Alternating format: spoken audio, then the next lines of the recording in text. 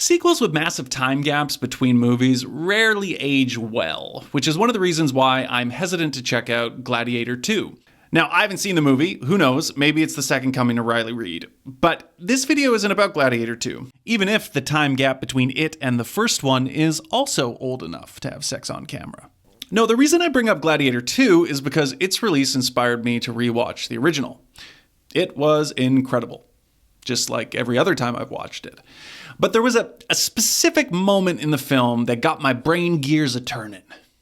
This one. My name is Maximus Decimus Meridius. For me, that scene isn't just a great scene, it gives me chills. It makes me breathe harder. It makes the ever-darkening hairs on my forearms stand on end, what the scientists would call a raging piloerection, or what R.L. Stine would call goosebumps. So this got me thinking about other moments in film that had that same effect. Now, to be clear, I'm not talking about horror. Horror! That would be a much longer list. I'm specifically talking about scenes where the audience is overwhelmed by a moment in the story, as opposed to fear. So, without further canceled cartoon character... Well, I have been zinged and I love it. Here's my list. I'm going to count Gladiator as one and whip out 9 more. Whiplash, the betrayal. After anonymously testifying against his abusive teacher, gets said teacher fired, aspiring drummer Andrew is invited by the teacher months later to perform with his jazz band in front of a crowd that could make or break his music career. Then this happens. You think I'm fucking stupid? What? I know it was you. This leads to a memory engraving finale, likely the part of the film most people can recollect. And I agree, it's the climax after all. But why I think this moment gets me a little bit more is the quick shift. It's oddly similar to the last scene I'm going to talk about in this video. Foreshadowing. But one of my Goosebumps triggers is a big oh shit moment. And what I love about this one is that because Andrew and Fletcher have seemingly reconciled at a scene earlier at the bar, it comes out of nowhere. At least for me it did. In this second, the audience realizes, as does Andrew, that he is about to get metaphorically sodomized on stage. Andrew knows it, we know it, and Fletcher relishes it. This is a look that says, I'm about to fuck you. You know I'm about to fuck you. You just don't know how hard yet. Rogue One, Vader revealed. When it comes to the era of Disney Star Wars, my opinion can be briefly summarized as follows. Oh, fuck it. This sentiment, however, does not apply to Rogue One. I loved that movie. Like a lollipop for a poorly named stripper, maybe I'm just a sucker for tragedy. Similes aside, what I love about this moment is, again, it's an oh shit moment, but also that it's shot like a monster movie. Like it's Jurassic Park and all these Dennis Nedrys are locked in a room with a sand-hating Dilophosaurus. Now, as a kid, I got to watch Vader as this cold, looming threat, but really he's a regretful old man. As a teenager, I saw Anakin as a backflipping child murderer, but really he's a conflicted young man. As someone who hasn't read any of the extended universe novels or comics, this was my first time seeing the monster. And the carnage that follows is just... Oh.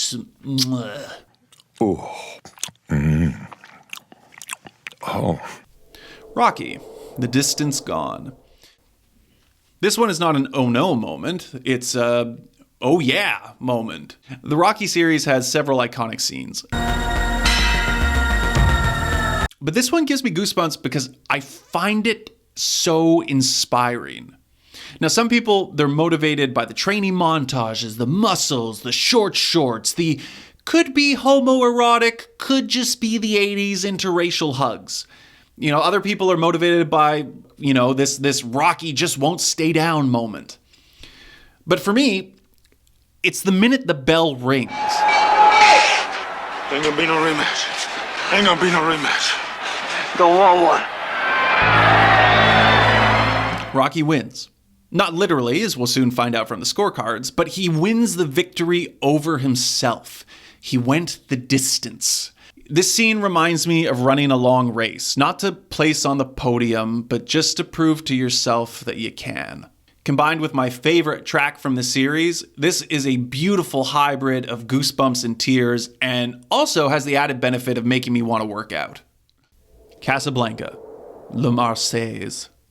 I fucking butchered that, I guarantee it. Another inspirational one. Casablanca is easily in my top 5 movies of all time, seated somewhere near High Fidelity and Ernest Scared Stupid. Yeah! In this scene, the German soldiers commandeering Rick's bar have begun a drunken rendition of... Yeah, I'm not even gonna try that one. When Victor Laszlo, the plain white bread of our love sandwich, stirs the band into playing La Marseillaise. Play La Marseillaise. Play it. Now, I know these days it's trendy to proclaim widely held beliefs as if it were some grand act of bravery, but fuck it, I'm just gonna go out on a limb and say it. Nazis are bad. But it's not their losing a singing competition that gets me. And it's not Rick giving a little water to his humanitarian side either, though I do like that. Here, it's the emotion. If the TV screen in this scene was paper towel, then the emotion on some of these actors' faces is extra crispy KFC. It seeps through. Then grease me up, woman! A lot of the actors in this scene were apparently French refugees. At a time when their country was being occupied by Nazi Germany, these misplaced people got to belt out their national anthem. You know, this simulated defiance of their invaders. It's what Faces of Death wishes it could be. It's real. Warrior, the final fight. Another music-related choice, but in a different way. I think with this one, it's the song selection that gets me. Warrior, probably the least seen of the movies on this list, is about 2 brothers fighting battles in and out of the cage. They enter an MMA tournament with a $5 million grand prize and, surprise, surprise, both make it to the finals. While this final fight might not be, shocking, much like Dragon Ball Z, I don't really care that I could predict that Goku would eventually fight Frieza. If anything, knowing it's coming just makes me more excited when the moment finally arrives. So, what score would you expect for such a scene? A little gonna fly now? A little final countdown? Maybe just an intense orchestral piece? Something loud, something intense. Something with drums and synthesizers. Something with drums and synthesizers. Oh, I can't say that word. Fuck. Something with drums and synthesizers. Fuck me. Something with drums and more drums. How about a quiet, introspective indie song about a dying relationship?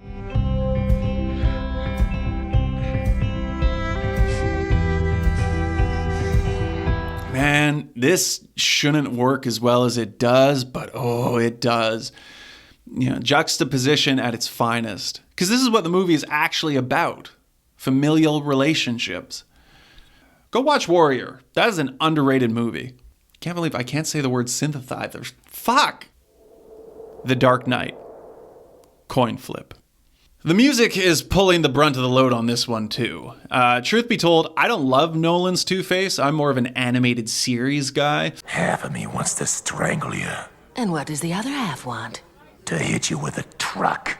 But I am fond of Gary Oldman's Gordon, and as a result, I don't want to see his kid get shot in the face. Though if this were to turn into Beware Children at Play, I would respect it. No! Gordon's pleas for his son's life are heart-wrenching.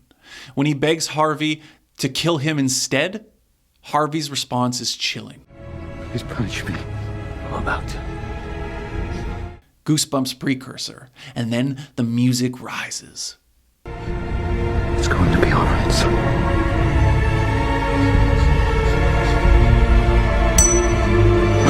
And then he gets tackled off a building and they pin it on Batman for some reason. Not like an unknown or a random criminal or, I don't know, the clown that's been terrorizing the city and killing a bunch of other people.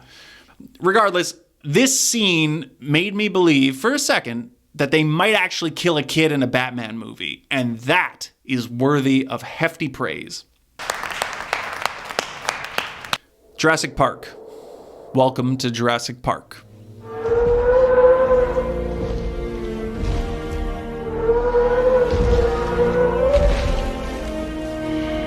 Music again. God damn it, I sound like a broken record, but there's a reason this scene has been pressed into the brains of so many 80s kids, and its name is John Williams. Now, if I can put that aside for a moment, I think there's a few other factors. One of the factors is the buildup. At this point, we've waited 18 minutes to see a dinosaur. But the other major factor, at least for me, is the emotions on the actors' faces, particularly Sam Neill and Laura Dern. Hammond is proud. Jeff Goldblum is Jeff Goldblum. But Dr. Grant, and especially Dr. Sattler, they look almost sad. Like they're so happy, they're so in awe that they can't help but fight back tears. I think that helps transfer some of that awe to the audience for the shot that then follows it. They're moving in herds. They do move in herds. True romance. Hopper takes a cigarette. Finally, okay, we have one where it isn't the music. This one is all about the acting and the writing. Here, Christopher Walken is intimidating Dennis Hopper. He's trying to get him to give up his son for the crime of cutting short the greatest Gary Oldman performance of all time. I'm still a mystery to you. But I know exactly where your white ass is coming from. Now, Walken can intimidate in his sleep, or in a David Spade movie, or in an FMV video game. So that part is no surprise. But what I love here is the second half of the scene where Hopper, instead of outright refusing, which is a scene we've seen a million times, instead he tells a rambling historic monologue only meant to insult his executioner. Could I, have one of those Chesterfields now? And it starts with this cigarette grab. Now, I didn't have goosebumps the first time I saw it because I didn't know what was coming. But now that I do, I recognize this as the moment. Clarence's dad accepts he is going to die. He accepts he is going to die, but if he's going to die, he might as well get one last jab in before he goes. And also, it doesn't hurt that we got Tony Soprano in the background. All this from a slice of gabagool. Inglorious Basterds. 3 fingers. The cigarette scene is amazing, but this moment is one of my absolute favorites in cinema history. Wie viele Gläser? 5. Für mich nicht. Ich mag Scotch, Scotch mag mich nicht. Ich auch nicht, ich bleib beim Shampoos. 3 Gläser.